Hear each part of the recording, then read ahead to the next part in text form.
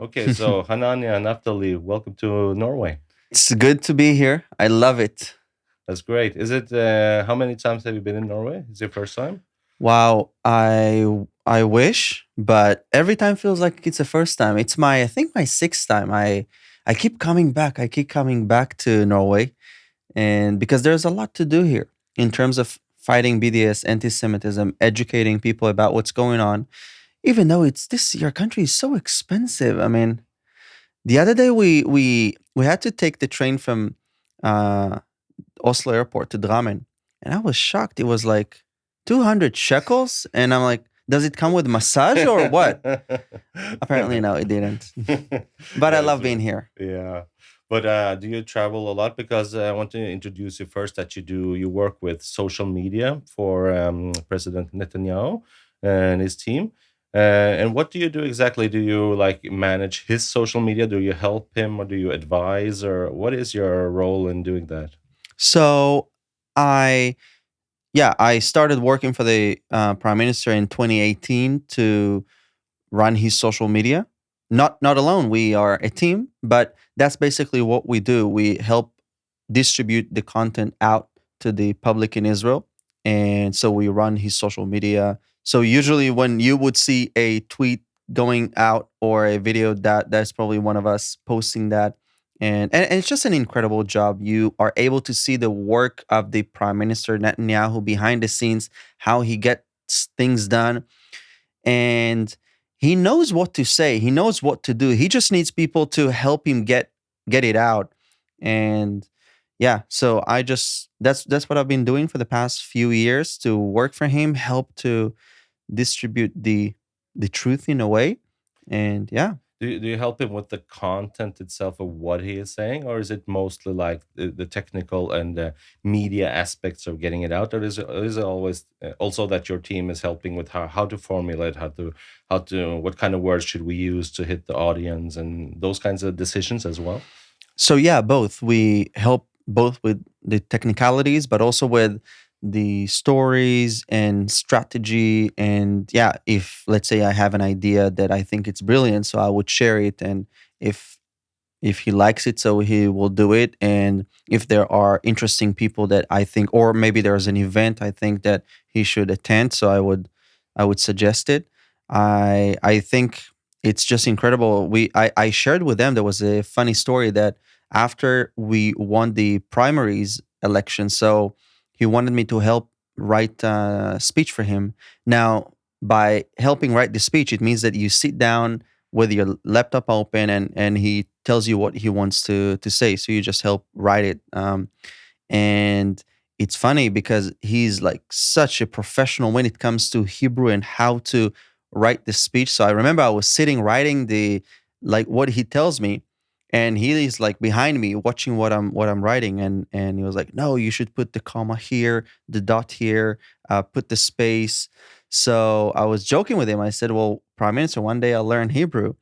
And he didn't find that joke amusing. But yeah, it's really interesting to see because we all see him on television giving speeches, but at the end of the day, he's a human being, a father, a husband, and I'm privileged to be able to see that, the behind the scenes when cameras are off. Do you spend a lot of time next to him, around him, like physically in the same room and working with him? Mm, it depends because there are seasons where it's almost every day, but there are seasons when it's less.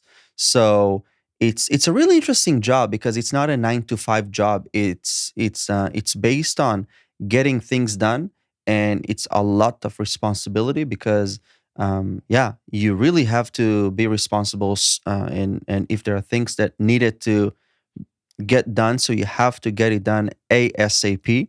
So this is how it is with during election. Of course, you are a lot with him.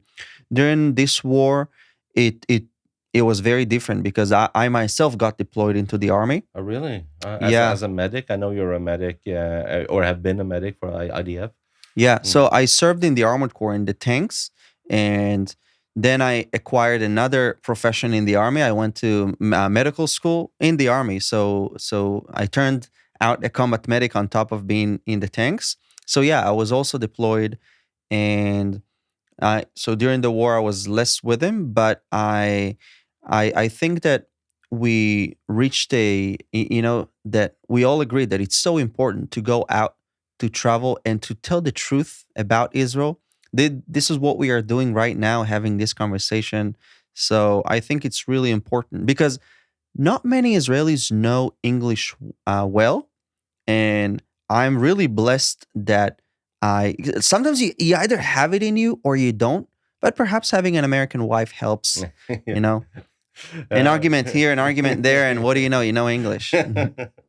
but what was that like for you when you were deployed after this October 7th? What was it like, just days after, or how long, what time after? So on October 7th, it was absolutely horrific. Obviously, I don't need to add words to that. Hamas terrorists invaded Israel, massacred civilians, 1,200, and we are recording this and there's still ongoing war. Just on the way to the studio, there were rocket sirens. And I think 2 days ago, my city came under rocket fire in central Israel. And yeah, so on October 7th, that caught all of us by surprise because, Israel is known to be at the forefront of cyber technology, security. And then that happened. And you're like shocked. I remember on that day, we were all glued to the TV to like what's going on, and you hear like reports that there's a car chase on Route 4, like, and you're like, "Oh, that's like 30 less than 30 minutes away from where I am," and you don't know what's going on, and then they misidentified someone, and so it was chaotic, and a lot of people they ran to military bases to straight to recruit themselves, and of course I have the hat of also working for the prime minister, so I had to wait for the right instructions. But 2 days later, I was recruited. So on October 9, I myself was deployed, so I drove to the northern part of Israel, and I have to say that I've seen. I grew up in the Galilee. I was born and raised in Israel, and when I drove to the military base, I was deployed to the north, to because we anticipated the big war in the north. We thought that maybe Hezbollah is going to join in the north from Lebanon, and on the way to the military base, I saw something amazing. It's like you see hundreds of cars parked on the side of the highway, and it's like all these cars are people that joined the army that were like, take me in. What can I do? And as we got the uniforms and everything, the military vest, there were people, ice cream cars, people just opened their bagage and they were like, take, you need something, take. So this is the spirit of the Israeli people. In time of war, we don't run away. We run into the danger place because we understand that if we don't do this job, nobody is going to do this job for us.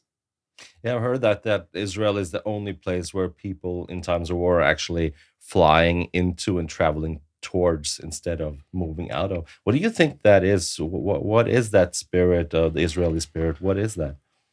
I think that I had this conversation with an Israeli who lives in Norway the other day. And when he learned that I work for Prime Minister Netanyahu, I mean, before the war, there was a lot of division, many protests against the government, which actually showcases the power of democracy in Israel. You can protest against the government, go back home, nothing is going to happen to you.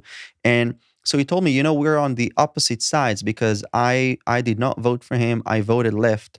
And I told him, you are still my brother. You are still my sister.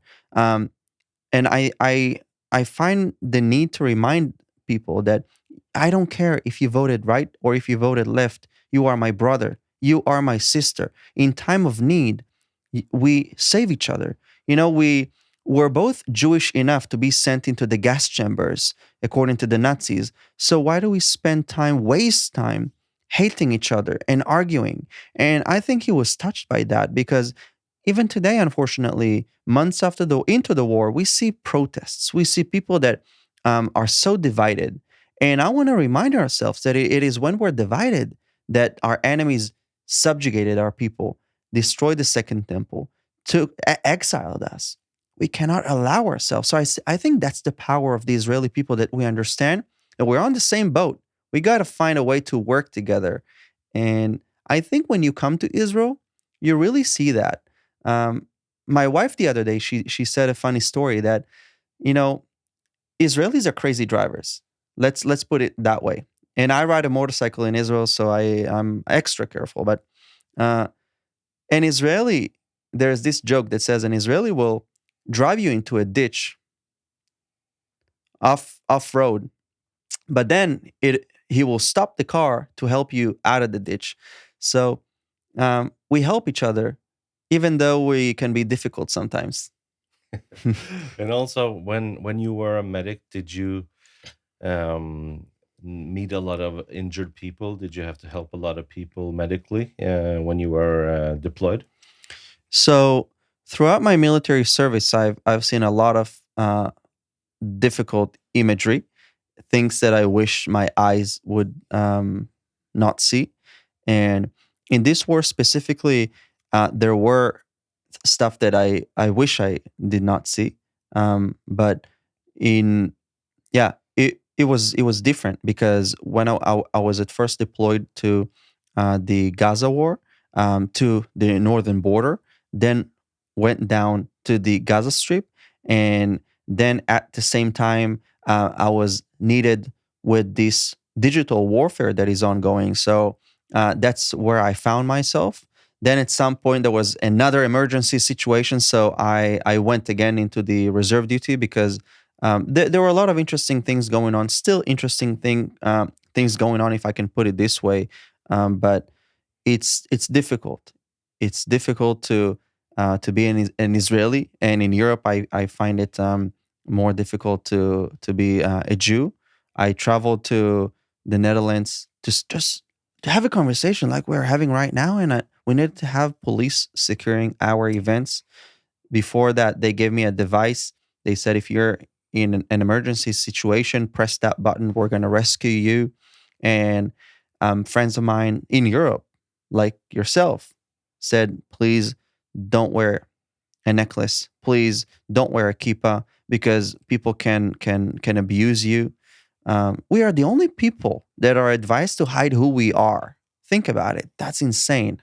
It is really insane. I'm Jewish myself, and just here in Norway, we're just around 1,500 Jews that we know about, and In Norway or in just in Oslo? in Norway, in Oh, the whole wow. country, and we have one synagogue here in downtown, and it has is the most strictly guarded place in the whole of Norway.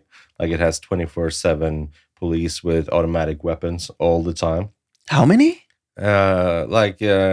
Several officers Oh, all wow. the time, 24/7, standing there with machine guns. And that's like no other building, no other community has that. So it's so weird how much Jew hatred there is out there. Right. It's so weird. And I also get that advice: don't wear this Star of David outside, don't wear a kippah, and never tell anyone you're Jewish. It's like what? Where are we? Are we in the 1930s? Like what happened here? Like what do So how you? does it feel actually? It feels awful. Of course, it's terrible, and yet it's like somehow you get used to it, and you shouldn't get used to it, but you get used to it. It's like, oh, there's the police again. Of course, we need that because we're Jewish, so we can't assemble without police and machine guns. Of course, it's like you get in a strange way you get used to that, and but what is that like for you? Because I assume that in Israel it's like the Jews are the majority. So, but do you find anti-Semitism in Israel as well, or is that a rare phenomena? So I work on social media. Like I make videos. And I'll explain why I'm talking about it. But basically, I've been doing that for the past 10 years, and I started building an archive of all my materials, and divided by folders. And then there was the anti-Semitism folder, and so I was trying to classify all the materials that I have, and I found that one folder is not enough. So then I said, okay, this is vandalism, this is synagogues attacks, this is people attacks, this is victims, this is anti-Semitism on campus, and this is Arab anti-Semitism, and there was a lot of it. And it's quite interesting because actually Arabs are Semitic people. So in a way, but then you have also Neturei Karta, that is self-hating Jews that are the first ones to burn the flag of Israel. We can talk about that, but I find it really outrageous. You have this is actually ridiculous. They say Jews are the new Nazis. Jews are like Hitler. I saw graphics that were comparing Netanyahu and Hitler and merging the photos. But then, so I tried to ridicule them because I said, you, at every chance, you draw a swastika and you burn it with the flag of Israel. We found Mein Kampf books, the book of Hitler, inside Gaza in Arabic. We found swastika flags. So at every chance you wave the flag of swastika, who are the real Nazis here? Because it seems like you are embracing it, you're loving it. So they contradict themselves with their blind hate. So we do see that.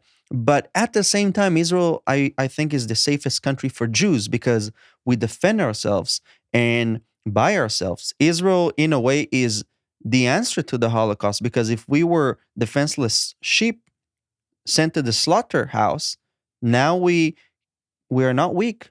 And this is something that I hear from a lot of Jews that they're saying, we've been through pain after October 7, but we are not victims. We are able to fight back.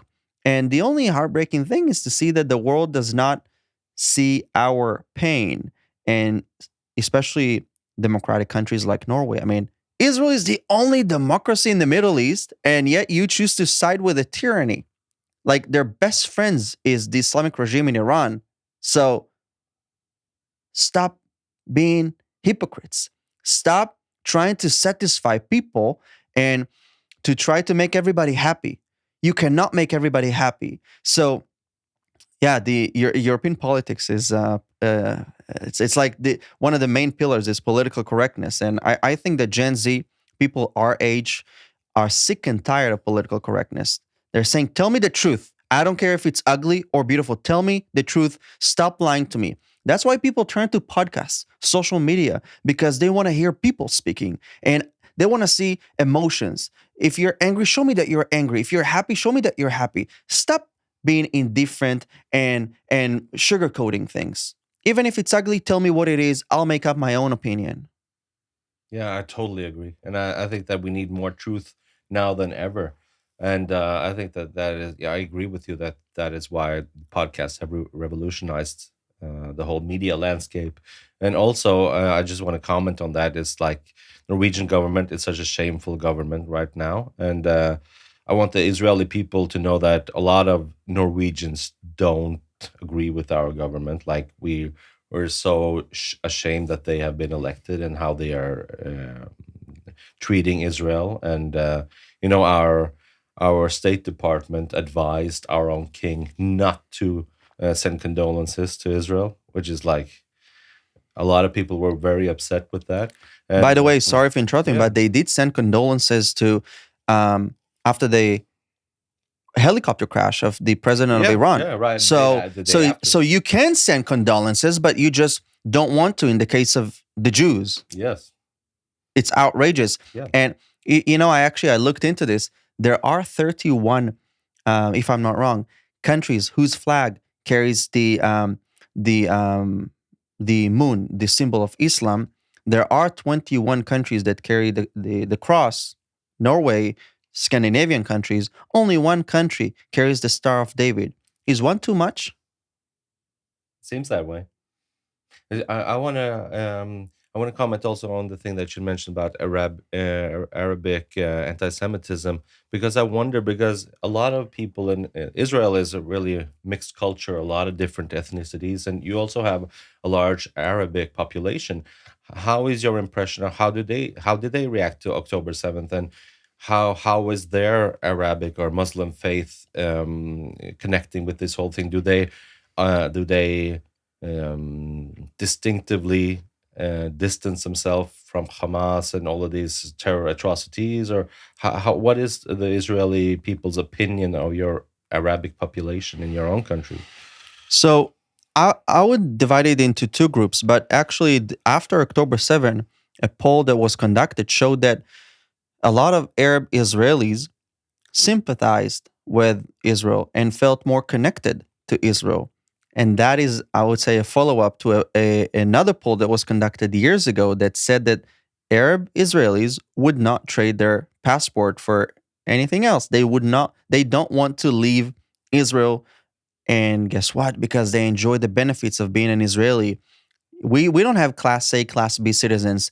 And there is a trend nowadays that the Palestinian propaganda is using to ride the wave of crises and conflicts of other nations, like the South African apartheid. Black people tell me in South Africa that this is a shame that the Palestinian propaganda is saying that what Israel does is an apartheid. They tell me, I could not sit on this bench. I could not go to this toilet. In Israel, they can do that freely. They abuse my pain. Just like the war with Ukraine, they say what Russia does to Ukraine, the opposite. I don't care. This is what Israel does to us. They ride other people's blood just to showcase that they're victims. So everybody wants to be a victim, but Israel is not a victim. Israel is a strong country. We have nothing to be ashamed of. We did not steal any land. Actually, in my opinion, the conflict is not about land. It's a religious war. But so we it's so much that's happening. So, but I do have to say that the other group of Arabs does sympathize with Hamas, and that is something that was surprising because many people for many years they believed that you can make peace with the Palestinian leadership, and but this percentage is actually among Arabs in the Palestinian Authority and also in Gaza because innocent civilians are the ones that invaded Israel. You can see that in videos. People who do not carry a gun. Even some elderly people entered Israel, looted villages, helped kidnap civilians. Don't believe my words. Google this. Watch the videos that they proudly filmed themselves. There was this phone call. Have you listened to Yeah, this where phone they're call? proud of what they've How he done. called his mother, Yeah, his so father, mother. so crazy. But how can people get like that? It's like that is one of my first questions. Like, how do you end up like that, where that is something that you're honestly proud of? Like, mom, this is what the video is like. Mom, dad, I killed 10 Jews. Aren't you proud of me? Aren't you proud of what I've done? I killed them. There was a married couple. I killed them. Aren't you proud of me? Like, how do And you they're end saying, up? Yeah. we're proud of you. Yeah, Yeah. yeah. How do you end up like that, becoming a person like that? How do you understand that? that's that's that's the result of their education system from a very young age. You go to a summer camp and you practice killing a Jew. You go to your school, your education system, and it teaches you that you Jews are monsters. I in the Israeli army, I experienced this. We would go. We had this. There was a terror attack, and we had to um, go to this village, Palestinian village, and basically find the terrorist. So my job, I was a combat medic back then. So we our job was to basically just check and provide sort of backup. And we saw Palestinian children that ran to us to throw rocks at us. So obviously, I'm an IDF soldier with my helmet on, vest, with all the equipment, with my gun, and I see these children throwing rocks at me. Um, I said, okay, let's do a social experiment here. I put my weapon aside and I waved at the children. Just like in a slow motion, the rock dropped from their hands. Then they were shocked. And I believe that they were shocked because they were like, this monster is waving at us. So this is the result of their education, that they're being brainwashed. And then you see the phone calls like this, that you call your parents that sent you to these summer camps, like, hey, I I got an A+. I got a in Norway, I got a 6 in, like, I got a good grade, you know? This is why I think that if we want to actually solve this conflict, if we want to move forward, look, if they want to have a historical argument, we're going to win it like this. Go dig the ground, show me your history. I like to say, I will pack up my stuff and I will leave Israel the minute you show me who was the Palestinian king. What is your history before the age of television? You have none. I'm willing to respect your label and call you Palestinian, even though it's a group of people that came from other Arab countries. I'm willing to respect that, but respect me when I live here. So the question is, how do we proceed, move from here? Because it's not humane to expel people. And I'm against, I don't have any problem with Arabs. I love my neighbors. I love Palestinians. I love Arabs. I hate radicals. And I think that the key is with education. When you start to teach the next generation that Jews are your neighbors, we're not your enemy. This is how we will begin a generational peace. Yeah, I definitely. hope. Yeah, definitely. But do you think that October 7th, what was, because I'm trying to understand it, is like, it's such a terrible massacre of an event. But I don't really understand how to frame it even, because do you think it was an act of anti-Semitism mostly, or was it an act of trying to get land areas, or was it an act of a signal from Hamas to Israel or to the world, or was it like, what was it primary and act of? Was it driven by anti-Semitism and Jew hatred, or was it like about land areas, or trying Yeah. to? What do you think? So you know, this is a conversation that's, I mean, that's a great topic because people say in the West it's resistance. You occupy them. Gaza is the largest open prison on planet Earth. They want to break free. But so I asked my Palestinian friend from Gaza. He escaped from Gaza. He now lives in Rishon LeZion in central Israel. He converted to Judaism. And I did an interview with him and I asked him, basically, dude, what's the problem with us? I like I can't understand this deeply rooted hatred. And because it's like he's people, he grew up there and he told me, listen, even if we give them Jerusalem, you want yalla. You want Israel? Yalla. You want us back in Europe? We go to Europe. He tells me they will chase you down to Europe and kill you there because their problem is not with getting land, it's with the Jews. So it's the same spirit, if you will, of that the Nazis had.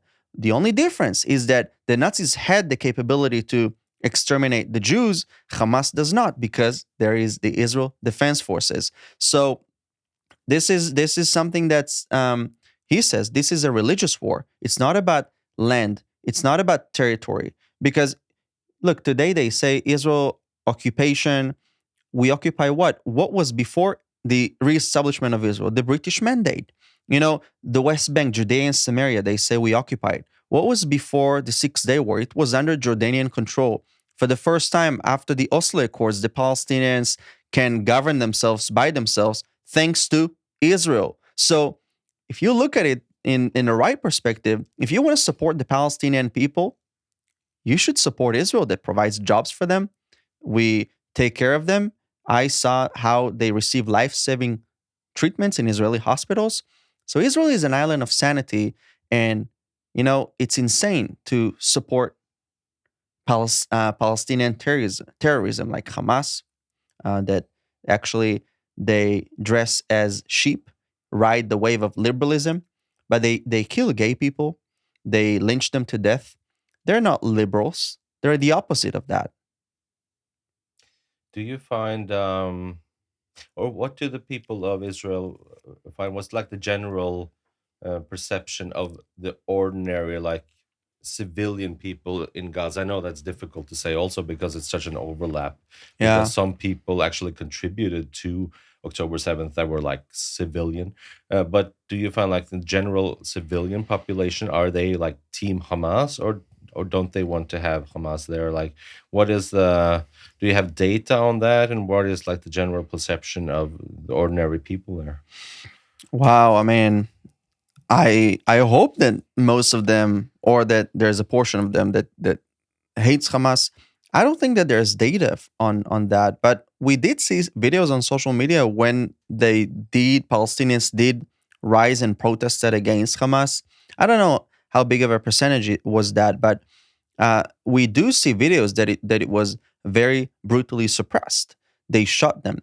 We saw videos of a Palestinian civilian that tried to get humanitarian aid in this war, and they just beat him up with a metal pole and also shot civilians in their legs. So you see that Hamas does not care for Palestinian civilians.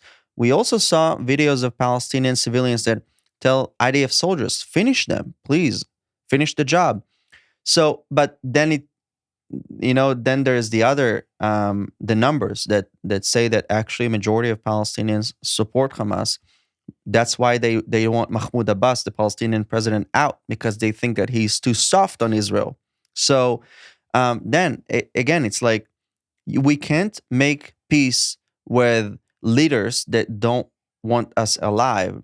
So yeah, I mean, but then yeah, I mean, so it's just crazy that the West is like that. But I do wonder, how did it feel for you? Did it feel like betrayal that your country, Norway, recognized Palestine, Yeah. or like, do you have a conflict of identities? Like, do you feel more Norwegian or more close to Israel? Like, because Like, you were born here. yeah, I was born here, so I would have been disappointed in him either way. Even if I should choose to like identify as Norwegian or as Jewish, I'd be Do disappointed you have this anyway. conflict of identities? No, not really. Yeah, because I grew up culturally and religiously and everything, just like an ordinary Norwegian. But it was actually after October 7th that I started cultivating my Jewish identity, because it was such a blow to the chest, and it was so hard to witness that. And I think it activated something in Jews all over the world in the diaspora. It just it gave me that feeling like I have to go find my people. I have to go. We're stronger together, kind of feeling like you can't stand alone as a Jew. You have to find your own tribe, your people. And I started just doing this, talking about this subject, and trying to find the truth about it, and communicate the truth, because I think it's such a shame that our media everywhere in the world, and especially here in Norway, that are just like focused on this one victim narrative of the Palestinians all the time. And of course, you should, as a media, if you were objective, you should also highlight the victims in war.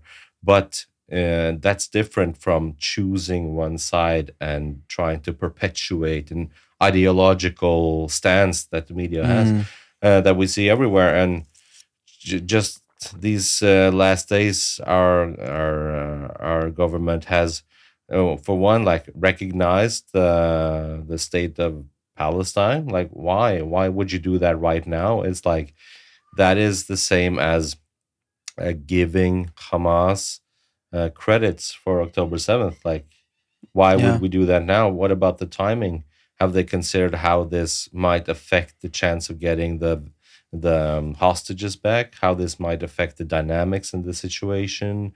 I think it was just pure narcissistic display of our government to trying to be up on the world stage and like, look at us, we're so progressive, or something like that. It doesn't have anything to do with the conflict itself. Yeah. It was just about our leaders' egos of trying to get some spotlight in the world, because that's what they're getting now. Like, everybody's writing about them, and I think that sometimes you can infer motivation by looking at the consequences and the results. And the results is that our leaders are at the forefront of newspapers, and they got the spotlight on them. And you might think that maybe that's what they wanted. I think so.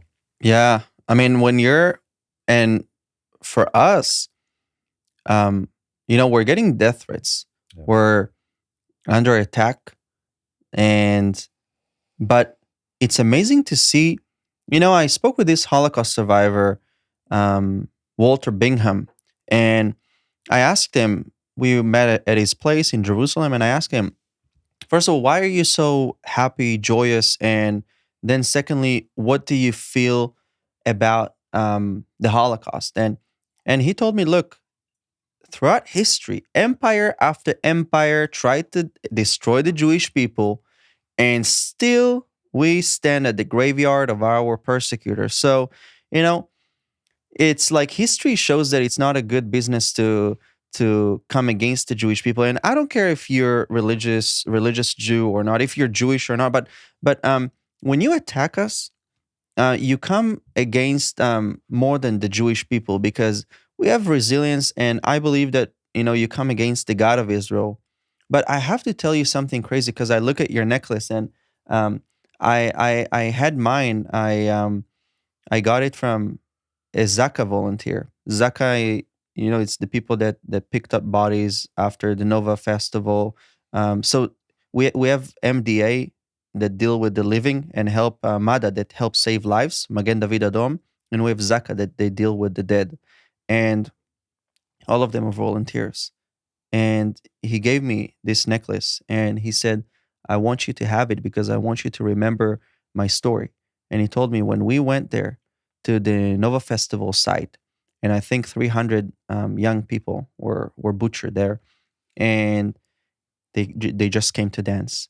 And he said, "We picked up bodies of civilians," and of course he has never seen something like that. But he told me something that, wow.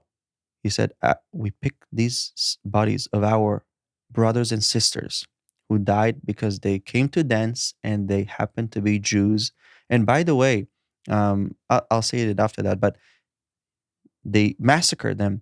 But he said, "We also saw bodies of Hamas terrorists, and we are not like them. We even picked up the bodies of Hamas terrorists to give them the proper respect that a human body should get." So he said, "We are not like them. We value human life. We value this because this is in our Jewish identity. This is the core of Judaism, life. While they sanctify life, we sanctify. While they sanctify death, we sanctify life." Um, and then I was thinking to myself while I'm here in Norway that if a Norwegian happened to be on the border in this music festival on that day, they would butcher them. They would not check your passport before butchering you. So they're your enemies also. It's strange that we don't recognize that. I was actually talking to a girl named Michaela, who's a Norwegian Jew who lives in Israel, and she was talking about that exact point. Like, if I could have been there. It would have been me on that. It's like it's something like we see it as such a distance thing that we don't see ourselves in that role. It's such a geographic distance from ourselves, but it could be us, and also it will be us if Israel doesn't win this war. It will be us next. There are a lot of people talking about that, like Israel is the bulwark against this kind of radical Islamism, Right. this anti-Semitism, and if Israel doesn't take this war, then Europe has to take this war. I mean, we already see it happening. Israel, first of all, helped foil several terrorist attacks on European soil. So, Israel, by dismantling Hamas, Israel is doing a favor to Europe, because you cannot limit a radical ideology to a territory. So it's Hamas is in Gaza, but Hamas is a radical ideology. You have Hamas supporters in Norway. You have Hamas supporters in on the streets of London. They walk freely, and you know people try to appease to like people try to be politically correct, but Norwegian people have been telling me while I was here that they have a problem with a certain type of immigrants that come to Norway, and they said that they're sick and tired of it. They're sick and tired of immigrants that come. Norway welcomes immigrants, but they say we have a problem with people that come to our country and don't try to become Norwegian, but try to turn Norway into them. Yeah. And you come to a country, you are a guest in the country, respect the culture, respect where you are. In every pro-Israel protest that I saw in London, in the U.S., there's always the flag of the country and the flag of Israel. And another thing, we never wear masks. We have nothing to be ashamed of. We are, so they protest. They always come with the flag of Palestine and with masks oftentimes, because they know, I think deep inside, they know that they're doing something that is wrong. And quite frankly, they don't support Palestinian people because they just want to hate on Israel. I ask people that join rallies in support of Israel across Europe, and I asked him, so did you try to speak with the people that protested, that there was a counter protest?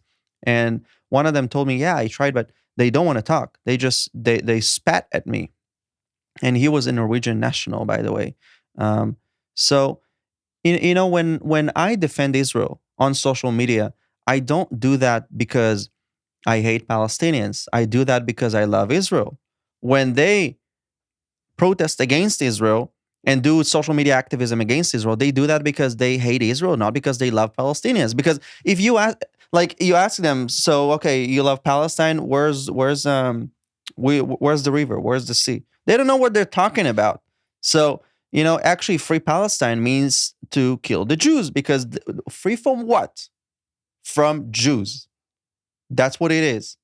So, we fight for our survival. We don't target civilians. Now we're recording this, and they're saying all eyes are on Rafah. All eyes are on Rafah. So I tell them, so if your eyes are on Rafah, please show us where the hostages are, because if your eyes are on Rafah, or if your eyes are on Rafah, so where were your eyes when we were under attack, or when Christians are butchered in the African continent? So it's just hypocrisy, and yeah, I that's what I do. I like to call out this hypocrisy, Yeah. and yeah, they try to they love this cancel culture. They love to cancel me, but I'm happy that once you're canceled, you can't be canceled more, because you've been canceled already. Yeah, So yeah. But what do you think that is?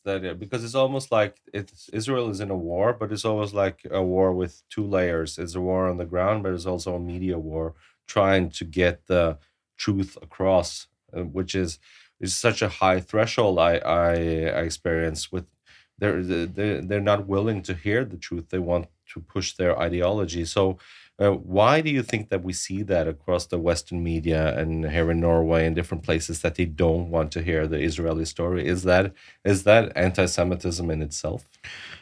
I think that there are people that are blatantly anti-Semites, but I think that the majority, they are not anti-Semites. They are ignorance, and it has become a fashion to hate Israel. It's fashionable. It's like to wear sneakers. This is in, so that's what people do, and especially with the young people, that they want to be part of something. They want to feel like they're part of something, and so the Free Palestine movement is very embracing, and like, what? It's like we're fighting for freedom, for something. Yeah, I mean, oh, and it's for free. We love things for free. Yeah, I mean, without even recognizing what you're actually standing for, and that makes it difficult with people that are ignorant, because they are fed with what the mainstream media is telling them. And secondly, Israel is not a victim, so we are not the underdog. And actually, Norway was one of the first countries in 1947 to vote in support of establishment of Israel, and also an Arab state, but they refused and waged war on us.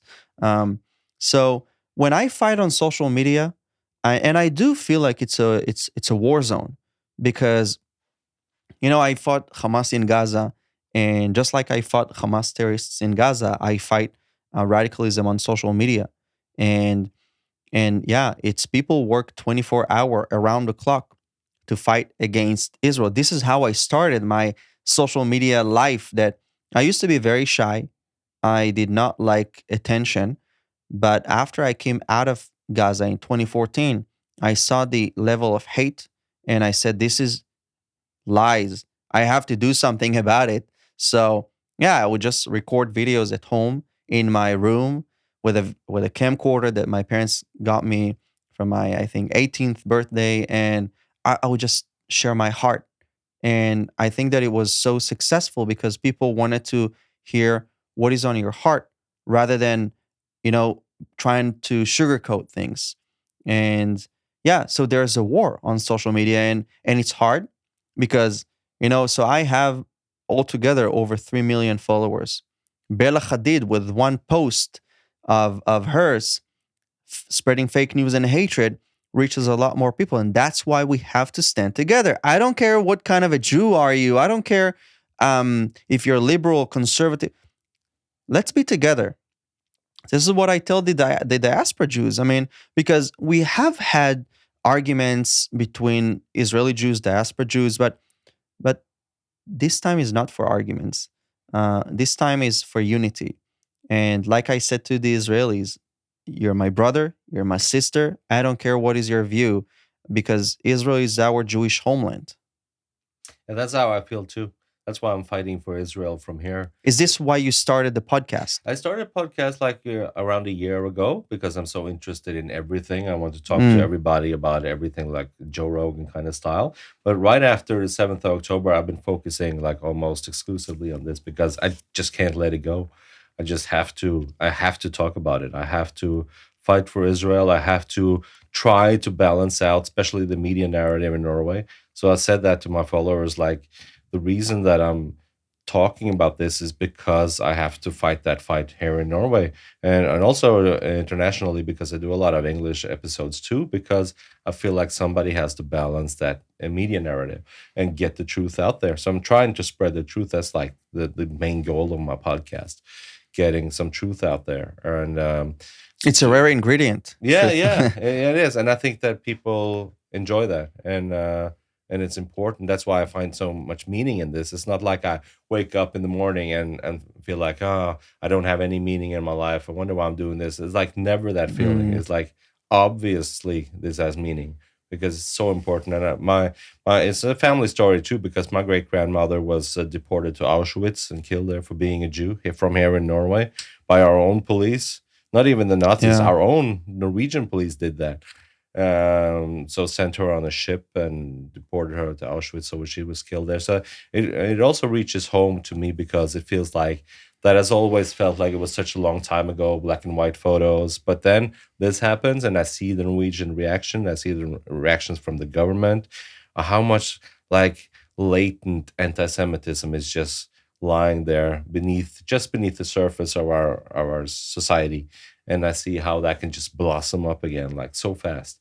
And it's so important to get that level down again. And I mean, and you are the proof that their problem is not with Israel, because Jews in the diaspora, you don't live in Israel and you're still in danger. Yep. That means that they have a problem with the Jews. Yeah. So, but you know, I have to also give hope, because there's a lot of darkness, but actually coming to Norway and coming to countries in Europe, I got a lot of love also. There are a lot of people that stand with Israel, and they show Israel that you are not alone. Yes. I'm just trying to make sure that this is gonna turn from silent majority to vocal majority, and turn into a majority, because actually I think that I divide it like this: 80% don't care about Israel. They have their own problems. So then you have 10% that are really passionate about Israel and 10% that really hate Israel.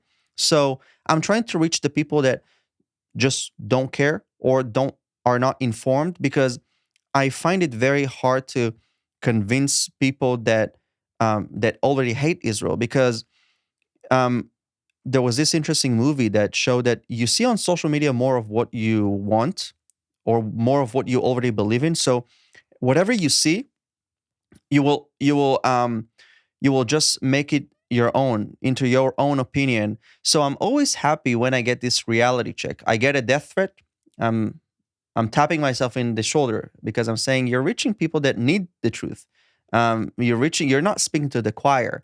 So I'm happy when I get hate comments, when I get death threats, because I'm like, amazing. You need to hear this.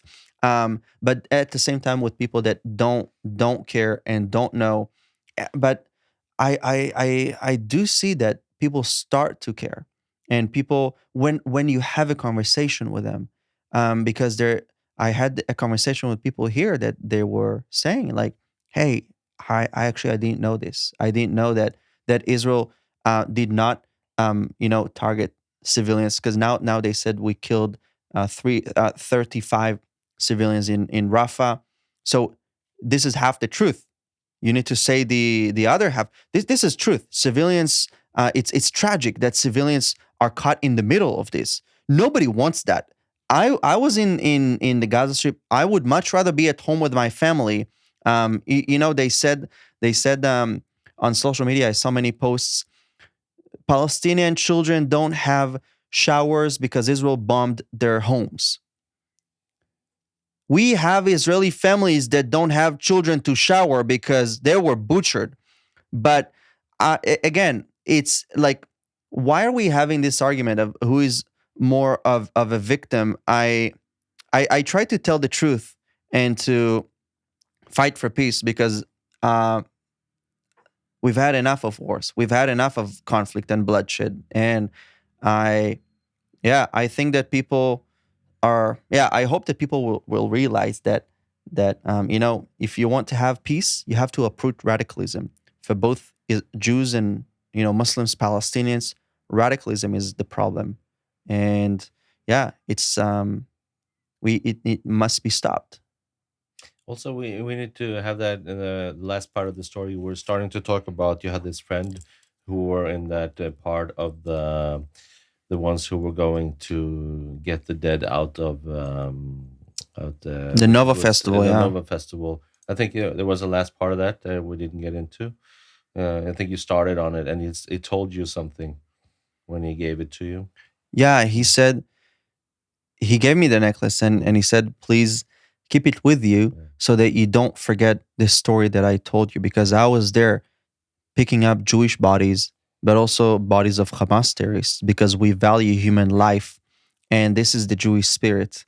So we have a lot of heartbreak right now, and but if we focus, if we give a glimmer of hope and joy, even after the war, Israel was ranked, if I'm not wrong, the fourth happiest country in the world.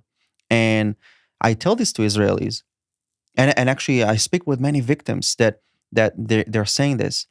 We have to live life. One of the big slogans of the war is "We will dance again," coming from the Nova Festival, music festival. And it's really amazing if you think about it. People lost their families, homes, everything, and they're still happy. And they're, yeah, because if we lose our joy, the enemy won. And it puts things into perspective that, some of us are used to this standard of life, and if one thing is missing, so you fall into depression and sadness. And then you have Rabbi Leo D, that his two daughters and wife were murdered by Palestinian terrorists before the war. I spoke to him, and he's happy. He's happy because he says Jews are agents of change in this world. Following up on Tikkun Olam, that we help fix like, if even if you fix one part of the world, you make it a better world. And so this is a war of information. Many people don't know what's going on, but I learned that when people hear about the truth, so, because look, I'm not trying to make people love Israel. I would love that, but I want people to be informed and make up their own minds, because once you make up your own mind, you stand on a solid rock. It's your own opinion. You made up your own mind. Yeah, that's important, and I want to touch on that you said about loving life, because it seems like one of the main differences between Israel and Hamas is that Israel celebrates life while Hamas celebrates death. That is what they want. Like they want nothing more than being a shaheed, they call it, being a Yeah, martyr, and that is even better than life for them. And yeah, so it's a really large difference between the two civilizations almost. Um, absolutely. Yeah. yeah, Because look, Israel before this war made peace with four Arab countries. So if we make peace, how are we the obstacle to peace? How many peace agreements did the Palestinians make? We offer them peace again and again and again. They say no to that. There were even leftist prime ministers that offered to go back to the 67 lines that they claim are to be theirs, and they say no. I was raised in Samaria, northern Samaria, on a village right up Jenin, and Prime Minister Ariel Sharon decided to give this land to the Palestinians, hoping that it would lead to peace. And it was the 2005 disengagement plan, ההתנתקות. And we live today, years later, we see no peace. So clearly, it's not about land. They have a problem with us living in Israel. So, they should accept the fact that we are not going anywhere. We are here to stay. You want to make peace with us? Yalla, let's do it. You don't want to make peace with us? It's going to be very unfortunate for generations to come. I think we can finish up with a quote from Golda Meir, because we have to go to another interview later in downtown. But she said that, I think she said, paraphrasing, but the war will end when the Palestinians love their children more than they hate us. Yeah. So this is Golda Meir, by the way, who had a Palestinian citizenship under the British mandate as a Palestinian Jew. So yeah, I hope for that day. And I want people to take from that podcast that we Israelis love peace. We are just like you guys. We're normal people. We don't like conflict. Am Israel Chai. Amen. Thank you so much for being here. And thank you to everybody who has listened to this podcast and watched it. Thank you so much. Thank you.